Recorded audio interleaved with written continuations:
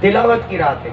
और अगर कोई हमसे पूछे क्यों, तो मैं कहूँगा इसलिए कि इमाम ने यही किया था, और अगर कुछ और किया था तो लाएं सबूत। अगर वहाँ उस मैदान में घूमे थे बच्चों को लेके कि मैं आगे दौड़ता हूँ तुम पीछे दौड़ो, और बजाने वाले को भी ले आओ, कल जाना है जरा बजा लें, कहीं अंदाजा तो करें। अंदाजा ये तो मैं समझाने के लिए अर्ज कर रहा हूँ, ये बातें यहाँ करना भी अच्छी नहीं है। ऐसा हुआ था क्या? तो हम किसकी याद मना रहे हैं? याद किसकी मना रहे हैं जरा बोलो? हुसैन की। तो हुसैन ने आशूरे की रात क्या किया था? सजदा। तो हिम्मत है तो कर सजदा, वरना जाके घर सो जा। क्यों आके बहुत खराब कर रहे हैं?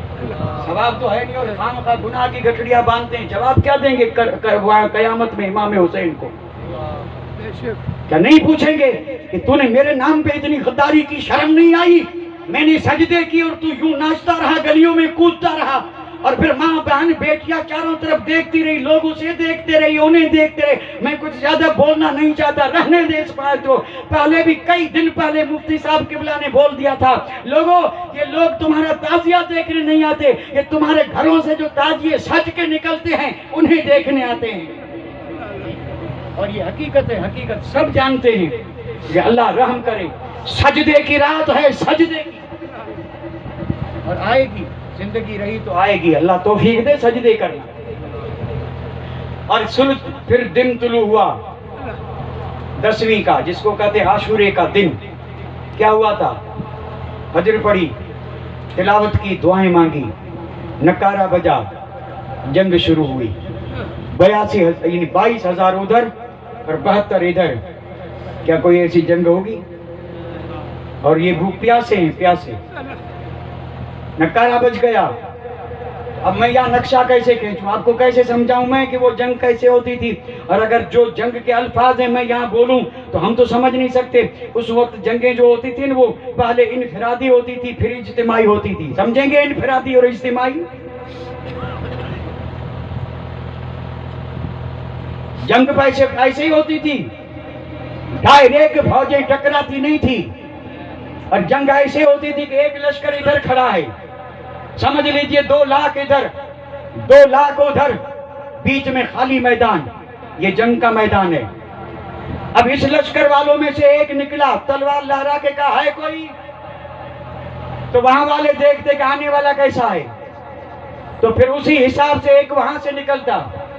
फिर यहाँ तलवारबाजी, नेजाबाजी, तीर मुकाबला 2 में, वो भी देख रहे हैं, ये भी देख रहे हैं। जो पहलवान वो जीता, जो कमजोर वो हारा, और जब वो हारा और जो जीता वो फिर तलवार लहरा कहता है कोई।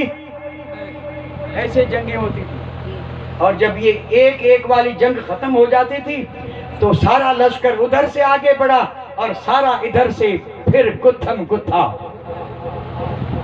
क्या हाल होता होगा, घोड़ों की हिनहिनाट, और ये जमीन उड़ते हुए गुब्बारा बन जाए, और फिर तीरों और तलवारों की बारिश, और फिर ये गड़गड़ाहट, और फिर ये छम छम, उसमें लड़ना, दुश्मन को पहचानना, उसके वार से खुद को बचाना, पैंतरा बदल के वार करना, उसको गिरा देना। जी कोई मामूली बात है? जंग शुरू हो गई। इनफिरादी भी थी, और वो इनफिरादी ये थी कि यहाँ तो थे ही इतने 72, एक एक जा रहा था, और वहां से मुकाबले पे भी आ रहे थे। लेकिन हाल ये था कि ये 100 पे भारी, और जिधर बढ़ा उधर काटा, और कोई, और आखिर में थका कब, जब प्यास ने सताया। उनकी भी सदा एक थी कि इमाम प्यास लगी है, थोड़ा सा पानी मिल जाए तो अकेला काफी। फिर जब वो एक शहीद हुआ, वो जो 50 जानिसार थे, 50 कुर्बान होने गए थे, उन्होंने कहा आपके शहजादों में से कोई पहले नहीं जाएगा जब तक हमारी जान में जान है। एक गया, शहीद हुआ, दूसरा गया, शहीद हुआ। इमाम देख रहे हैं और वो शहजादे भी देख रहे हैं। जंग हो रही है, तलवार चल रही है, बाजू कट रहा है, और फिर गिरा, तलवार चली, सर अलग, धड़ अलग, सब देख रहे हैं। 50 शहीद हो गए। जब शहीद हुए तो इमाम अली मकाम के भाइयों ने आगे बढ़ के कहा, अली के शहजादों ने आगे बढ़ के कहा कि भाई जब तक हम हैं तब तक आपके शहजादों को नहीं जाने देंगे। अब जा रहे हैं भाई, अंदाजा करें अब कौन जा रहा है। अल्लाह अकबर। इमाम आली मकाम के भाई, और वो भाई भी कैसे, अल्लाह अल्लाह, आप क्या अंदाजा कर सकते हैं। और इनको हजरत इमाम आली मकाम खुद ये सारे हथियार पहना के सीने से लगा के फरमा रहे हैं, जा अल्लाह तेरी शहादत को कबूल फरमा। घुसा शेर भेड़ियों में, और फिर कहते हैं कुश्ते पे पुश्ते। समझने के लिए इतना ही काफी है, कोई जरूरी थोड़ी है कि पहली मुहर्रम से लेके 10वीं तक एक एक को शहीद कर दे और तब जाकर के मुहर्रम का जंगनामा बने। और फिर ये बातें, और लोग पूछते हैं आज आज किसको शहीद करेंगे, तो मेरे जैसे मियाँ जी कहते हैं याद कर, हाँ, आज कासिम को करूँगा, ऐसे करें तो जंगनामा हुआ। जंगनामा ऐसे ही होता था जी। हालांकि मैं इसका मुनकिर नहीं हूँ, अल्लाह तौफीक दे भाई। 9 दिन तक 10वीं रात तक कोई जंग हुई नहीं है, तो क्या उसमें क्या बयान करेंगे जी जी।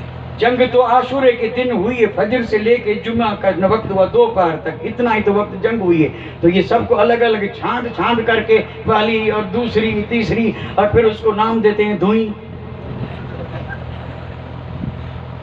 मैं तो आज तक नहीं समझ सका, न किसी से पूछा। पूछने की कोई जरूरत नहीं, क्या पूछेंगे। हो सकता है पूछने से फिर कोई परेशानी पड़े, इससे अल्लाह जाने। कोई बोलते बोलते ना, ऐसा बोलते हैं ना, यानी वो क्या बोलते हैं, पहली धुई। तो धुई क्या आई, वो तो क्या होता है धुई, आप बताएं ना साहब। क्यों आप मेरे को बताएं, तो क्या मेरे को बताओ भाई। हमने तो सुना है, हकीकत में न देखा। देखा कुछ नहीं। अलबत्ता हम लोग कभी कभी कहाँ से गुजरते हैं तो कुछ नजर आ जाता है।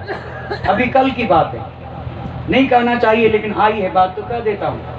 कल 10वीं का दिन था, आशूरे का दिन, जुमा था। मैंने जुमा पढ़ा, प्रोग्राम था मांडवी से आगे एक गांव है, उसमें मेरा हुआ प्रोग्राम। असर को पूरा हुआ, असर पढ़ के अब आए मांडवी में। एक नाका है ना, सोना वाला, क्या सोना वाला, जहाँ बहुत बड़ा मंदिर है, ये स्वामी नारायण वालों का। बिल्कुल इस मंदिर के दरवाजे पे यानी एक केबिन सी कोई जगह बनी हुई थी, जैसे केबिन हो, ये केबिन नहीं होती पान बीड़ी वाली। तो भीड़ बहुत थी, गाड़ी आहिस्ता चल रही थी। मैंने देखा ये केबिन है, कोई पान बीड़ी की होगी। लेकिन जब बराबर आए तो देखा अंदर कब्र बनी है, बड़ी आलीशान, रंग बिरंगे वो लगाते हैं जो कब्र थी। और उस कब्र के दोनों कोनों पे छोटे छोटे घोड़े, इधर भी घोड़ा इधर भी घोड़ा। तब मुझे पता चला कि ये कोई मंदिर वाला नहीं है, कब्र भी है, घोड़े भी है और पीछे मंदिर है। मैंने कहा ये है क्या, तो चूंकि इस साल वो घुमाने फिराने की पाबंदी थी न, तो यहाँ भड़ास निकाली और वहां बैठी थी एक औरत, और उसने क्या किया था, उन दोनों घोड़ों के बीच में आग जला रखी। तब मुझे शायद ऐसा लगा कि धुई इसको बोलते होंगे। अब बोलते हैं या नहीं बोलते पता नहीं, ऐसा ख्याल आया, क्योंकि धुआं तो आग ही से निकलता है ना, जिससे धुआं निकले वही धुई। तो दुनिया ही में धुआं धुई, दुनिया में आग। और 10वीं के दिन अल्लाह पनाह दे, अल्लाह तौफीक दे और अल्लाह समझ अता फरमाए। तौफीक के बगैर कुछ नहीं होता, लेकिन मामला बड़ा खतरनाक है। और ये बड़ा खतरनाक मामला हकीकत में, हद हो गई ना। आप खुद सोचें भाई, आप